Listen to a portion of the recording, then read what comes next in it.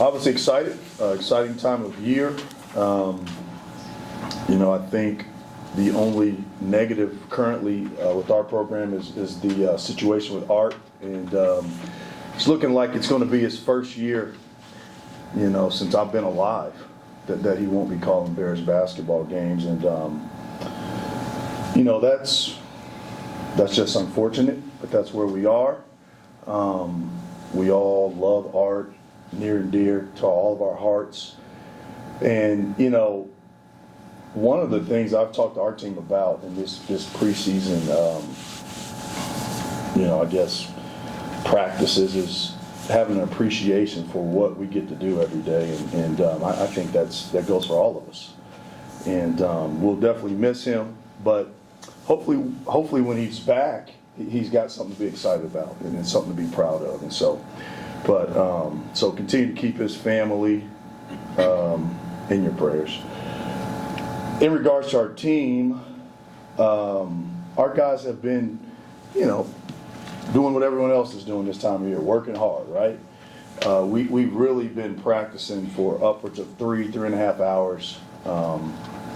This team has a lot of bodies, and hopefully we are going to utilize those in playing a different way than probably what we played over the last couple of years. But we currently only have one injury. Dawson Carper's got a mild sprain of an MCL. He'll miss a few weeks. He's already been out a week. He'll miss a few more, but he'll be back. And in regards to maybe some surprises thus far, been pleasantly surprised with the competitiveness of Damian Mayo, who's a freshman. He's done some really good things in practice. Been surprised with some of the playmaking ability for others from Austin Mason, transferred from Oklahoma. Been surprised with some of the versatility of Jonathan Magbo, transferred from Ineo. Been surprised with N.J. Benson. I mean, he's going to be a good, solid player, I believe. He's young, but he's definitely done some things early on to get you excited about a freshman. Been surprised with Dalen Ridgnall's ability to shoot the ball from the outside. Definitely something that kind of caught me off guard. And probably some more.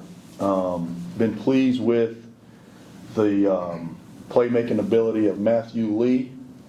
He's through a couple of scrimmages. He's at about a 12-3 assist to turnover, which is really good.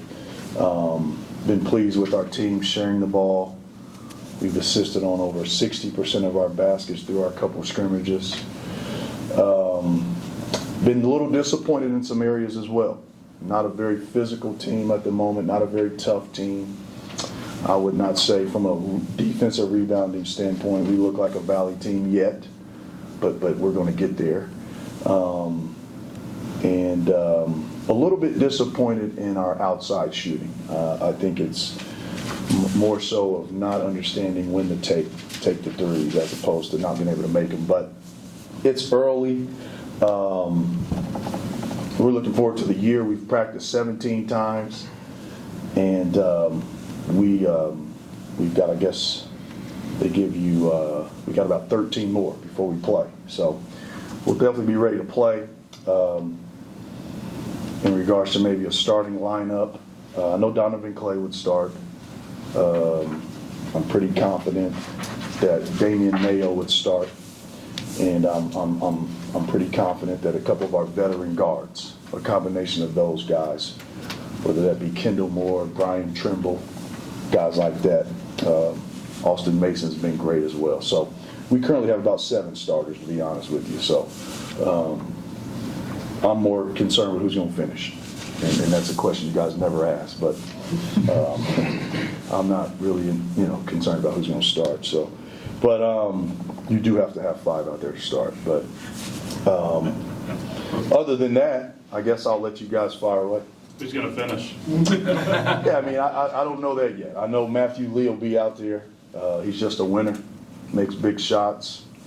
You can tell he's been a part of program that's won. You know, he's played in the Elite Eight and beat some really good teams.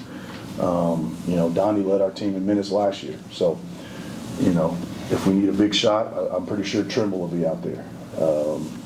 If we need some defensive presence, probably Magbo. I mean, we've got a lot of options. If we need some ball handling, playmaking ability, Kendall Moore, Austin Mason, Matthew Lee will be out there together. So we've got a lot of lineup combinations. When you say that you guys are going to look a lot differently than what we've seen under you in your 4 years, just what can we expect night one when we come out here for your exhibition game? Well, I don't know if it's all 4 years. This team is a lot more similar to our first year's team, which, you know, those other teams were pretty much offensively dominated by two guys. This is a more balanced team. So anyone on our roster can lead us in scoring. And you know, we have guys that could score it, maybe not as efficient as other guys have, but this team can play different defenses. We have so much depth, so much versatility. You know, we're not limited to like we were the last couple of years where we can only play a certain type of defense. We'll play more full court pressure this year. So it's just a completely different group. Coach, what are your thoughts on being picked fourth in a 12-team league this year? Yeah, you know, obviously as a coach, you can't put too much into that. I you know, with our league, our staff, we were just talking about who they pick for the first team, and you know, when you have so much turnover, you got to pick somebody, right? And same way with the teams, you got to put it somewhere. And so I'm not sure how much that affects us.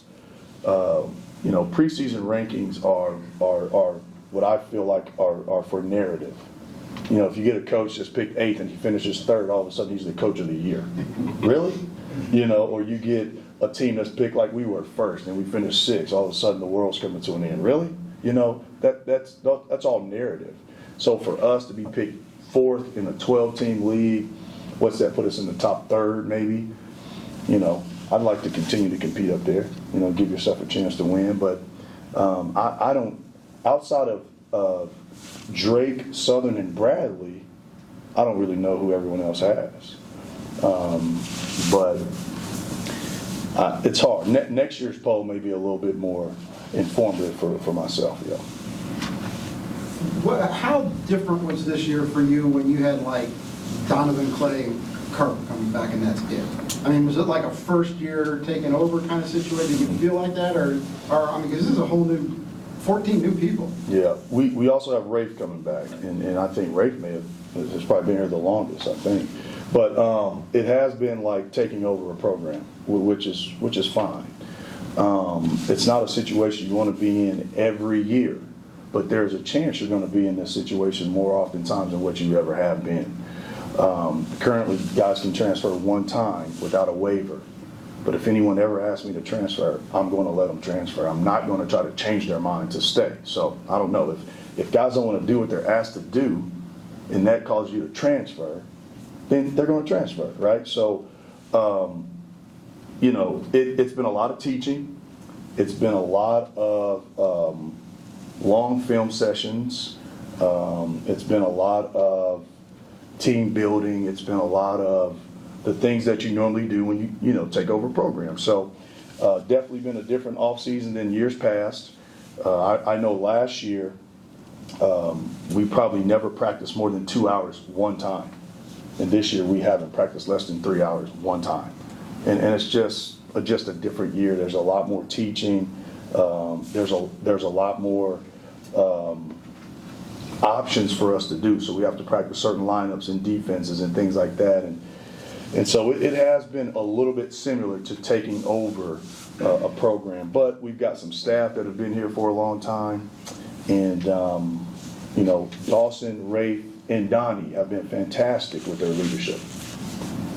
How do you define Donovan's position? Does he have this position? You know, he's probably a wing, right? But we'll play him all over the floor. He spent some time being our 3rd or 4th point guard throughout the preseason, and hopefully we never have to use him there. But if we do, we've prepared for it. He's also played with smaller guards and been the biggest player in a lineup. So, you know, he's a little bit of a position-less player. And, he started to attract some professional scouts because of that. His defense is really good. He doesn't have a true position. He's got great IQ, great body, really good athlete. So we're going to try to utilize him more in regards to his playmaking ability, and keeping people off guard as to, who to guard him with. If he's guarded by a smaller player, playing a different lineup, bigger player, different lineup. So I would say that he is a wing, but he's really a positionless basketball player. Do you have to encourage him to be more aggressive offensively this year? We do, and being aggressive offensively is not just shooting more. See, and that's been some of the things that we've had to talk to Donnie about. But yes, we will have to talk to him about being more consistent, more aggressive. Yesterday's scrimmage, he was that. The first scrimmage, he was not. And so with Donnie, the number one stat you need to look at with him to determine if he's playing well is his defensive rebounds. If he gets a defensive rebound, his natural instincts take over. But it's definitely something that, I have to bring it out of Donnie. More oftentimes than not, but that's okay. You mean NBA scouts when you say professional scouts? Yeah. Coach, you got an Arkansas transfer, an Oklahoma transfer, St. Peter's, Georgia, Power 5 guys. How has their attitude to being in the Valley? You know what I'm saying? Are they excited about an opportunity to play a lot? Well, just because you transfer from a Power 5 doesn't mean you play a lot. Our more impressive players throughout practice thus far have not been the Power 5 transfer. They're bad players at Power 5 too, right? But I know that those guys have been excited about being here. I'm not sure they have a taste of the Valley, but they're still learning. The thing about those guys that are transferring in here that you have to understand is they've yet to play quality Division I minutes. So you get a transfer from Akron like Brian Trimble, he's more advanced than anybody. He's played 100 games. Kendall Moore, he's played over 100. Okay, he started every game of his career. And then just because you transfer from Duke, North Carolina, Kansas, if you haven't played, then it's two different worlds. So those are some of the guys that will be brought along.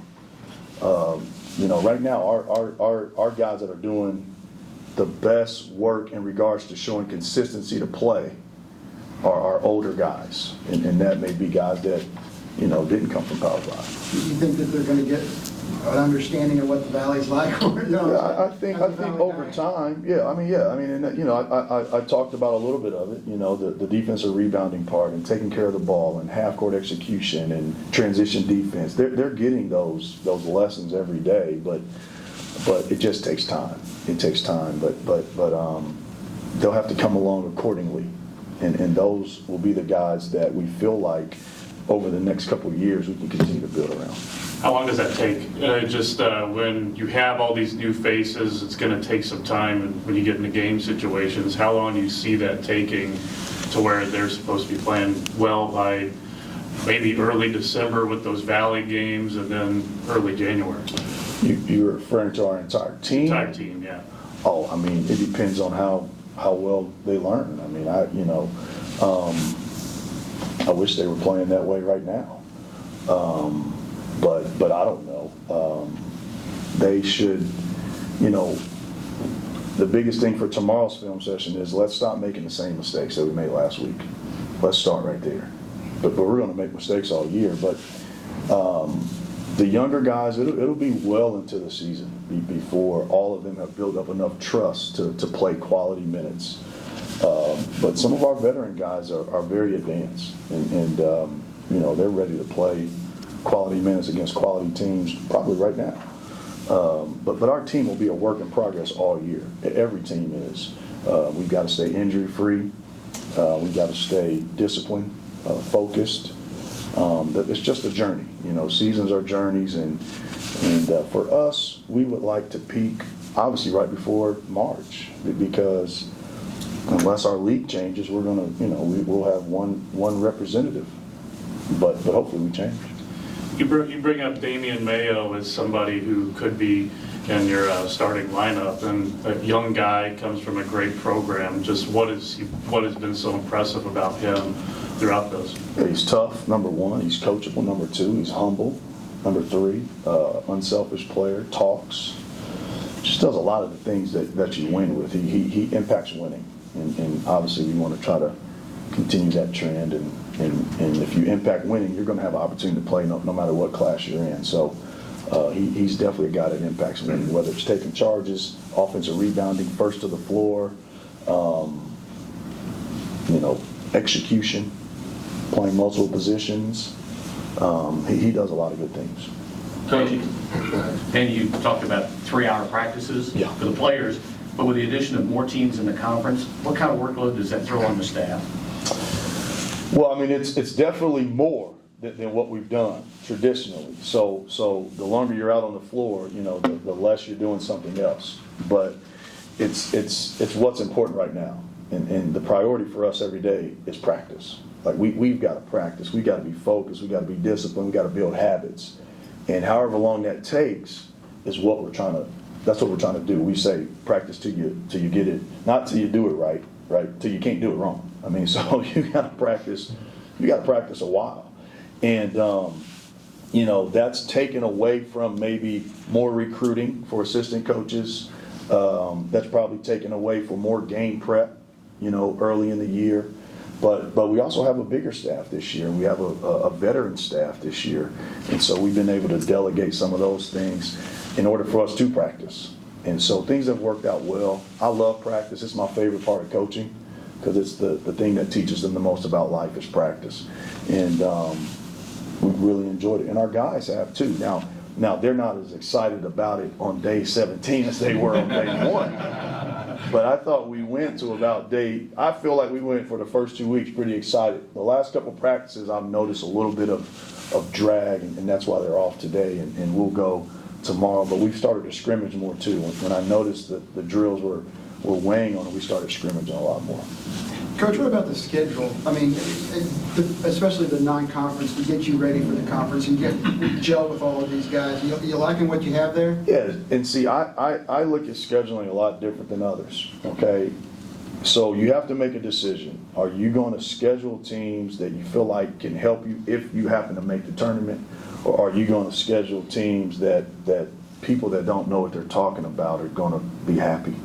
For example, we have the potential to play UNC Wilmington and Vermont. Okay, so let's say we beat both those teams and we end up in the tournament, or we end up on the bubble, excuse me. Well, the committee, they move the target every year, what it takes for non-Power 5 to get in. 1 year it's quad 1 wins, 1 year it's quad 2 wins, 1 year it's this or that.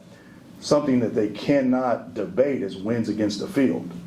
So let's say Vermont wins their conference tournament, UNC Wilmington wins theirs, and somebody else, let's say BYU wins theirs.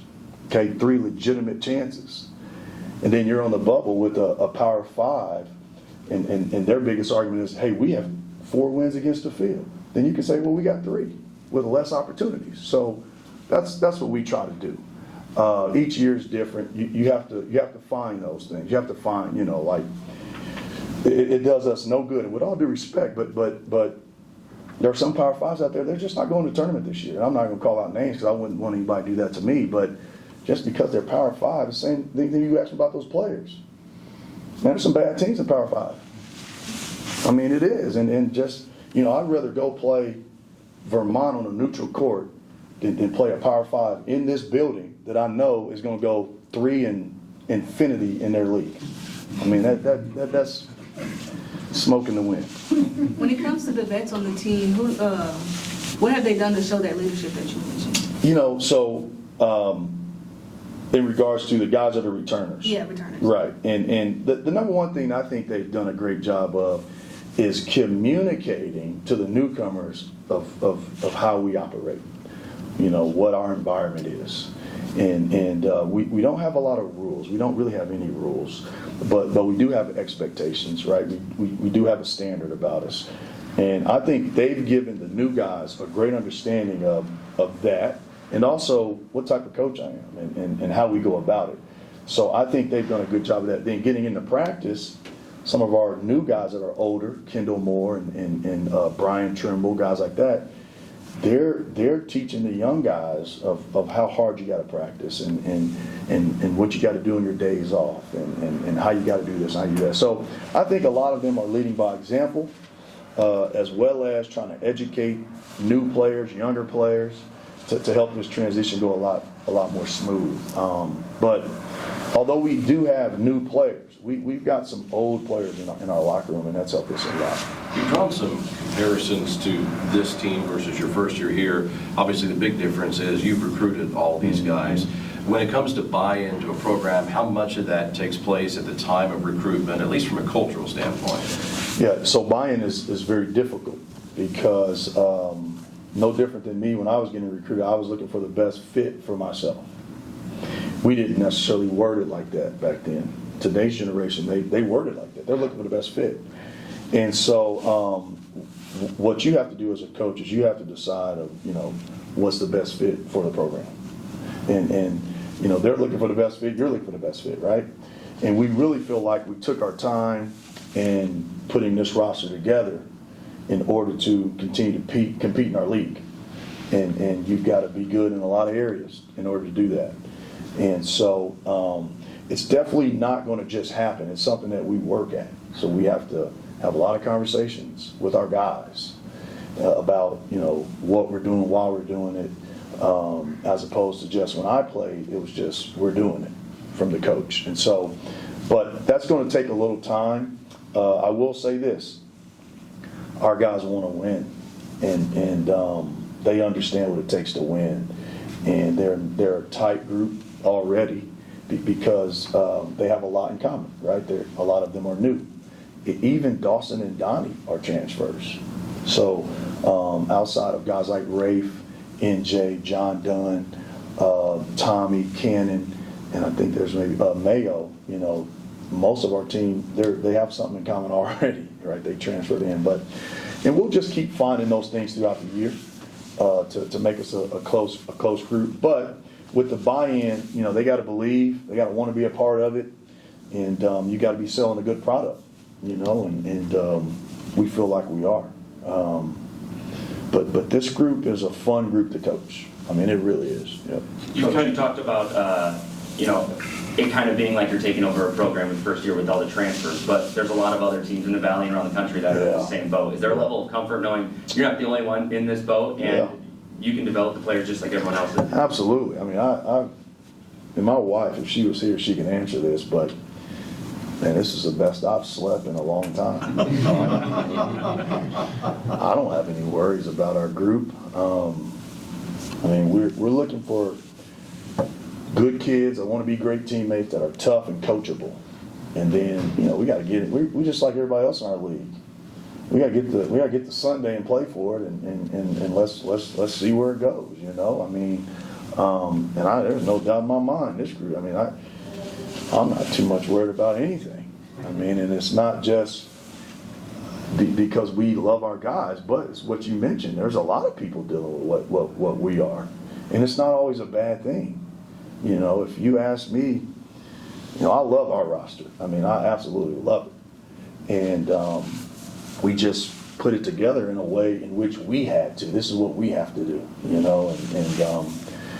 but it does feel good to go up against other people that may not be returning, 10, 11, 12 guys, right? Because they are familiar. They probably have some chemistry early, X, Y, and Z.